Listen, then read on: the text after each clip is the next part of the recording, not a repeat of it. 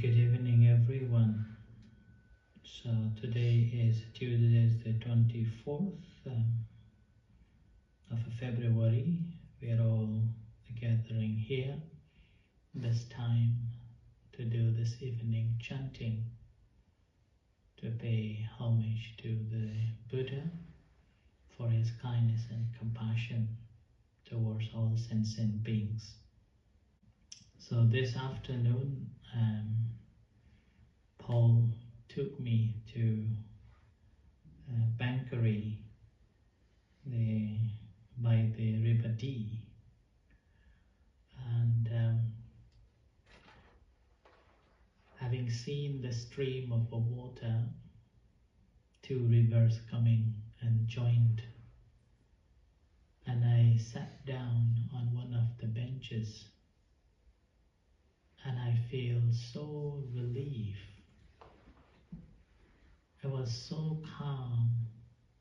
I just wanted to sit and close my eyes and feel the atmosphere.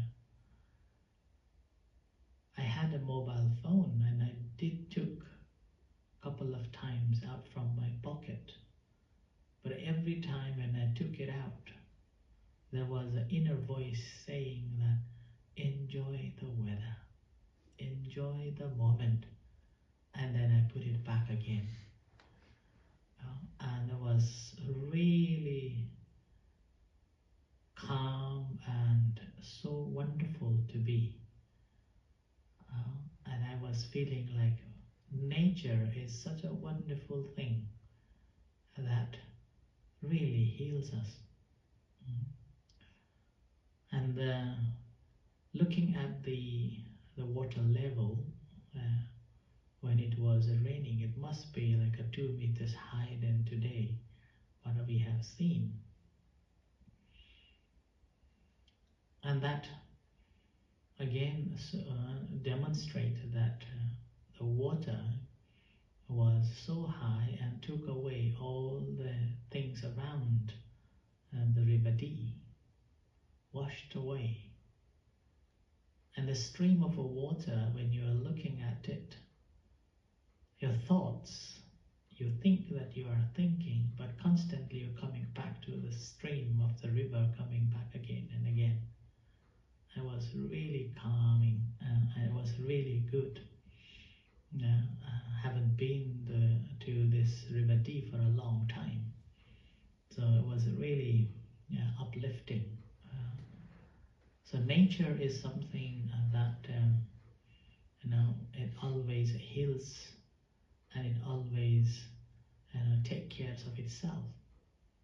If we let go, then it will take care of itself.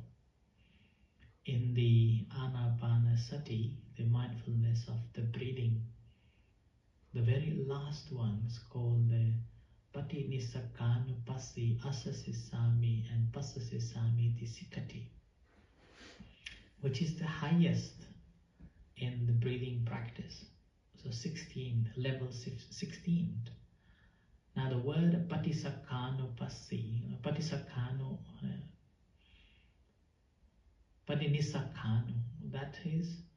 that means that I have understood and I have nothing to do with it. I will let you to deal with it. So basically you are throwing everything back to the nature. It's up to you to decide. I leave it to you. That's Patinisakkanupassi. So that's in the practice of the breathing meditation. After we have understood everything, and then eventually we realize nothing should I cling on to, nothing should I attach to. Just let the nature take care of itself. And what nature does, nature simply takes care of everything. What's happening that normally we take things onto us, and then we pile things up again and again in our heads, and then thinking that this must be mine, that must be mine, this I have to do, this I must do, and these are my responsibilities, and it goes on. And with that, we accumulate so much garbage so much responsibilities and duties, and with that we become so distressed and so tired, and so suffering. Now, very moment when we understand that, then what happens? That we just put it back to the nature. Now, nature is something quite amazing, that it doesn't shout us back that, all the rubbish you're giving to me. The nature won't shout you back, or nature won't punish you. That, oh, I don't want this, take it back. Right? So nature simply takes it in. And then whatever is possible to digest, it will digest quickly. And whatever takes a long time, it still doesn't bother with that. It will keep it. And eventually it just covers, and then it goes into the history now. So that's why even a house, if you do not look after it, what happens? Eventually nature just takes care of it, overtaken it, and then eventually it's become a part of the nature. I don't like that. Same with this, if we can develop such understanding and let things take care of itself, then it won't be any troublesome. Oftentimes we become so impatient, and then we try to fix it as soon as possible, and we try to make it happen as soon as possible. Then there is a problem. Right? We become restless. We become unable to make decisions like that. Whereas if you let, okay, these are the parts I'm working. Okay, these are the ways that I'm working on. Let the nature take care of itself. So it's not an easy thing, but we've been trained, or we've been conditioned to be in that way, and now deconditioning of that is not an easy thing. It's a very tough job, right? And which is the reason why we always need some encouragement from our fellow friends, Kalyana Mitta, the noble friends, not the bad ones. Okay, bad one will say, okay, let's go have fun and get some pints, and then drunk, and then disappear. Whereas good ones will say, okay, take your time, be patient, and work on that, and it will be fine, like that. But the problem again that whenever it's time to listen, let's say the Dhamma talks, often it's very difficult to listen, or difficult to give time to listen the talks, and it's we have a very short tempered, or short attention. We pay very short attention to the things, particularly if that's a guidance, or if that's a talks, and which is another reason why pretty much most of the time we find very difficult to understand what's being taught, and we have a very limited sense of attentively listening. We are very bad at listening in a way. We like to reply as soon as possible, and before somebody is talking and before their talk finishes, we want to put our views and we want to add our things on it.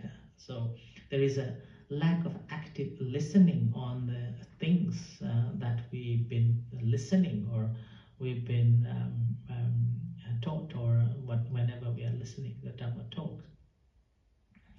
So, and these are again, it's like in the modern days, that we are bombarded with so many informations, and as a result of that, it's very difficult to concentrate and taken away our attention and concentration away from it. But if we really understand the value of listening the talks, listening the Dhammas, then we will not spare time for any other things apart from listening the talks, and I spend time to study the talks like that.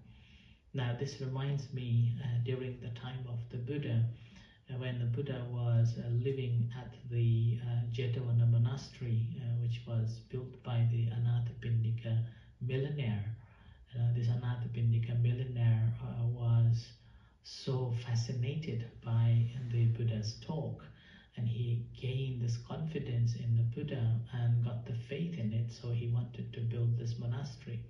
So he went back to his town and he bought this land, this beautiful woodland, and then offer it to the Buddha. So this is the Jetavana monastery. In this temple, Buddha spent over 20 years.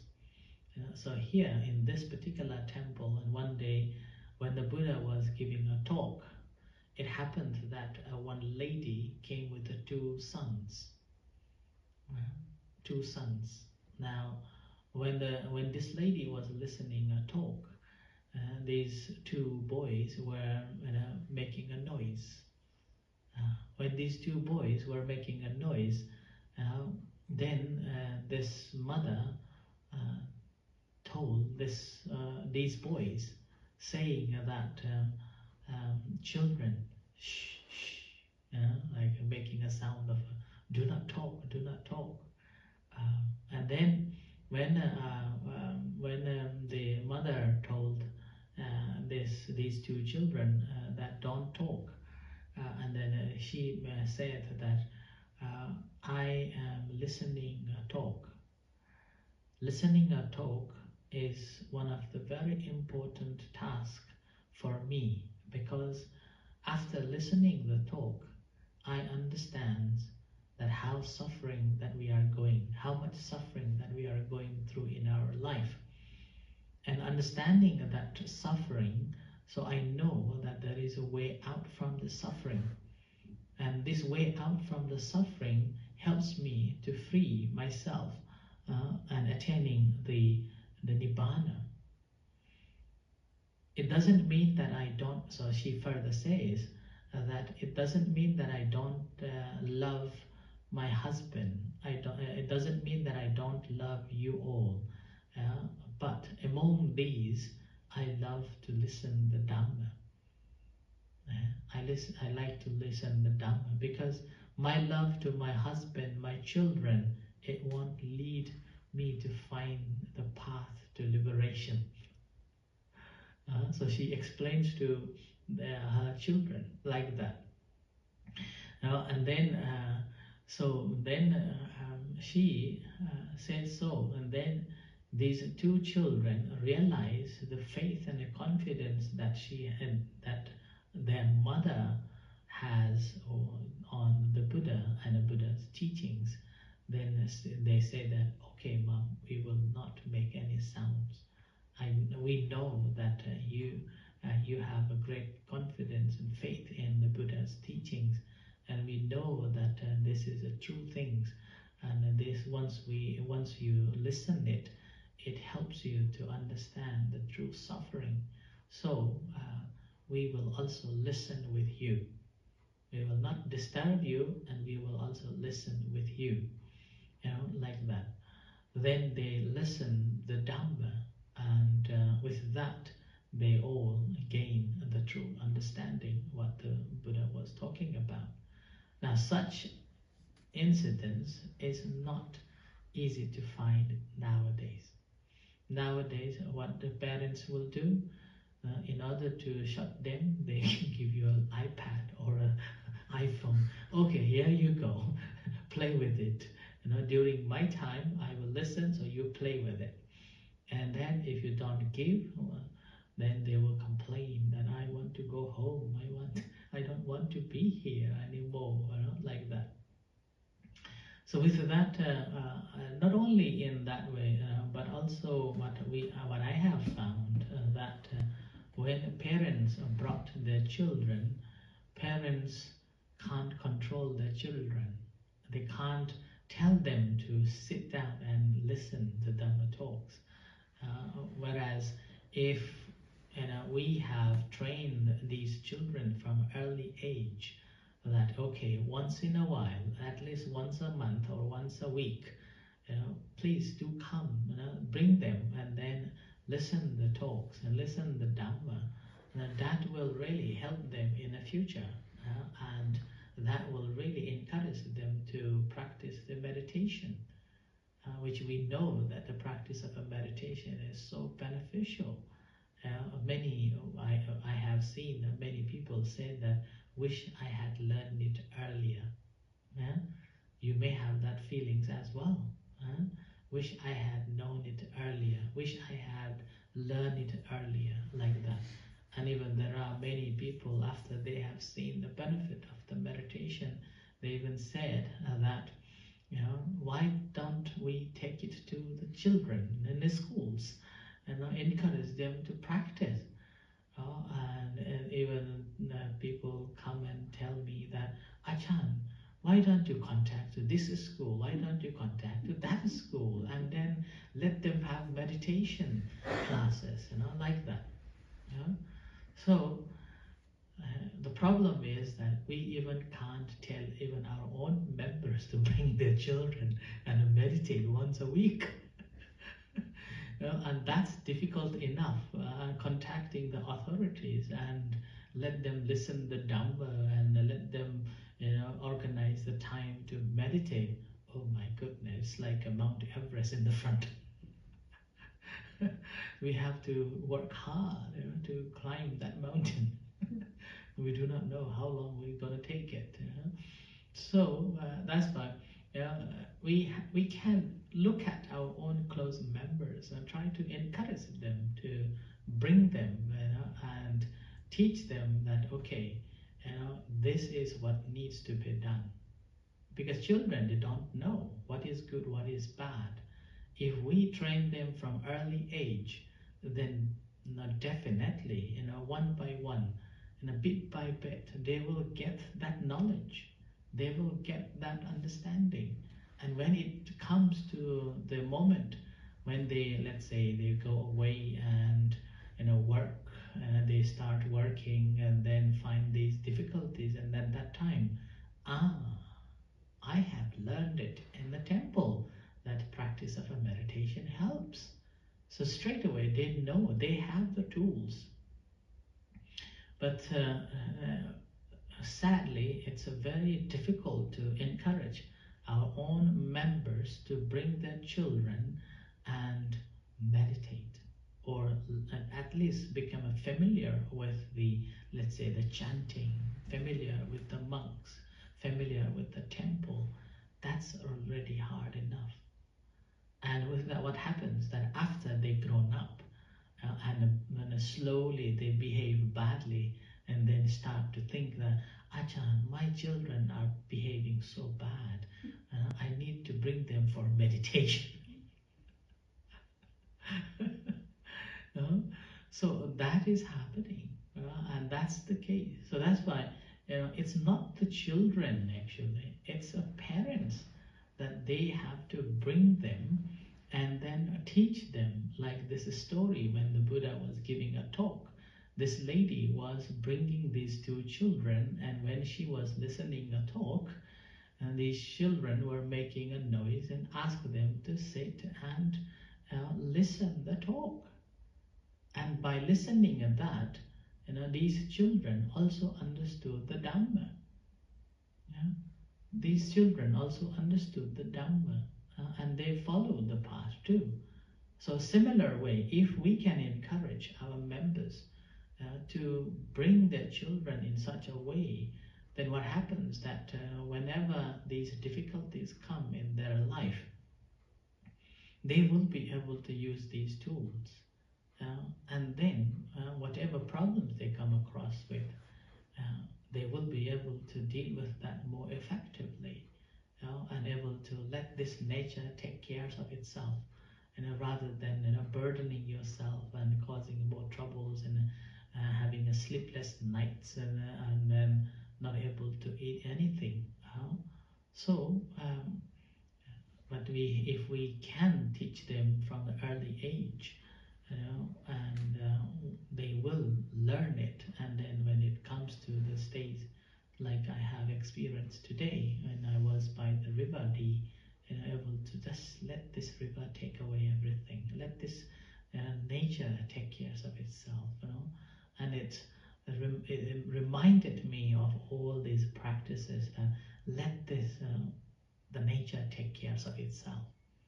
Just like taking all the burden out from my head and just leave there.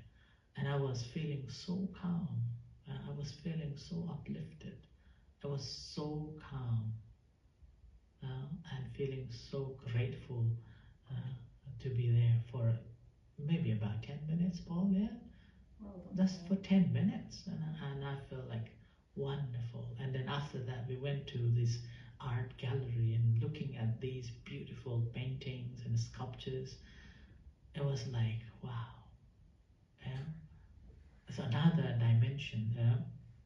So that's why the Dhamma is something that if we have learned it from early age, when the time comes, we will be able to use these skills to free ourselves and finding a real happiness and freedom. So let this nature take care of itself, like in the Anapanasati, the breathing meditation. The utmost practice is I have enough. I have done my best, and it's enough for me. I have understood it. Now I will give it back to you to look after itself. So it's like giving it back to the nature to look after. Right? So like that.